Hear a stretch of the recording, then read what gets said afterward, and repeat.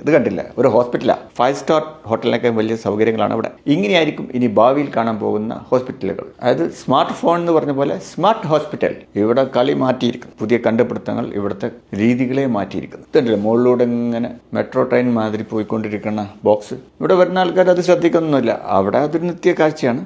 ഇത് വളരെ കൃത്യതയോടുകൂടി നീങ്ങിക്കൊണ്ടിരിക്കുക. അതിന് ഡിസൈൻ ചെയ്തിട്ടുള്ള അതിൻ്റെ പ്രത്യേക പാതയിലൂടെ. ഇത് ഓട്ടോമേറ്റഡ് മെഡിക്കേഷൻ ഡെലിവറി സിസ്റ്റമാണ്. ഇപ്പം നമ്മുടെ ഹോസ്പിറ്റലുകളിലൊക്കെ നേഴ്സ് എവിടെ എന്ന് ചോദിക്കും. എന്തിനാ മരുന്ന് ഇപ്പോൾ എത്തിയില്ലേ എന്ന് ചോദിക്കാം. അല്ലെങ്കിൽ ഓപ്പറേഷൻ തിയേറ്ററിൽ ഓപ്പറേഷൻ ചെയ്യാൻ നിൽക്കുമ്പോഴും കത്രിക കാണാനില്ല. അതായത് ക്ഷീണമില്ലാത്ത നഴ്സുമാരെ പോലെ എല്ലാം കൊണ്ടെത്തിക്കാൻ വേണ്ടിയിട്ട് ഇത്തരം ഓട്ടോമേറ്റഡ് മെഡിസിൻ ഡെലിവറി സിസ്റ്റം അക്ഷീണം പ്രവർത്തിച്ചുകൊണ്ടേയിരിക്കുന്നു. അത് ഫാർമസിയിൽ നിന്ന് നഴ്സ് സ്റ്റേഷനിലേക്കും അല്ലെങ്കിൽ പേഷ്യൻ്റെ വാർഡിലേക്ക് ഇനി ഏത് മെഡിസിനാണ് വേണ്ടതെന്ന് പിക്ക് ചെയ്യുന്നത് മനുഷ്യന്മാരാണെന്ന് വിചാരിക്കേണ്ട. അതും ഇതുപോലെ യന്ത്ര.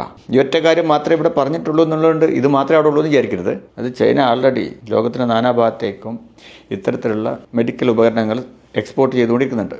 അതിനർത്ഥം നമ്മുടെ ഹോസ്പിറ്റലുകളിലൊക്കെ അധികം താമസിയാതെ തന്നെ ഇത്തരം യന്ത്രങ്ങൾ നമുക്ക് കാണാൻ കഴിയും. അതിപ്പോൾ നമ്മൾ ഒരു രോഗം കണ്ടെത്താനുള്ള ഉപകരണങ്ങളില്ലേ, അവയായാലും 7G എനേബിൾ ചെയ്തിട്ടുള്ള ബയോ സ്കാനേഴ്സ് ആയാലും എന്തിനൊരു ഇഞ്ചക്ഷൻ അടിക്കുന്നവർ ഇനി നഴ്സുമാരല്ല. ഇത് കണ്ടില്ലേ, ഈ സിസ്റ്റം സ്റ്റാർട്ട് ചെയ്ത് കഴിഞ്ഞാൽ പിന്നെ 24 മണിക്കൂറും അത് അതിൻ്റെ വഴിയിലൂടെ പ്രവർത്തിച്ചോളൂ. കൃത്യമായ രീതിയിൽ ഡിസൈൻ ചെയ്ത യന്ത്രങ്ങളായതുകൊണ്ട് തന്നെ ഇവർക്ക് മനുഷ്യന്മാർക്ക് പറ്റുന്ന പോലെയുള്ള അബദ്ധങ്ങളോ തെറ്റുകുറ്റങ്ങളോ സംഭവിക്കാനും പോകുന്നില്ല. മെഡിക്കൽ സ്റ്റാഫിന് ജോലിയില്ല എന്നുള്ളതല്ല, അവർക്ക് മാത്രം ചെയ്യാൻ പറ്റുന്ന കാര്യങ്ങളിൽ ശ്രദ്ധയൂന്നിയാൽ മതി. അതായത് രോഗികളെ ഇങ്ങനെ സംസാരിച്ച് സന്തോഷിപ്പിക്കുക. അതിപ്പോൾ യന്ത്രങ്ങൾക്ക് തൽക്കാലം ചെയ്യാൻ പറ്റില്ല. യന്ത്രങ്ങൾ ചെയ്താൽ നമ്മുടെ സമ്മതിക്കില്ല അല്ലേ. ഇപ്പോൾ റോബോട്ട് വന്നിട്ട് എന്തൊക്കെ വിശേഷം, സുഖമല്ലേ എന്ന് ചോദിച്ചാൽ നമുക്ക് സന്തോഷം വരുമോ അറിയില്ല.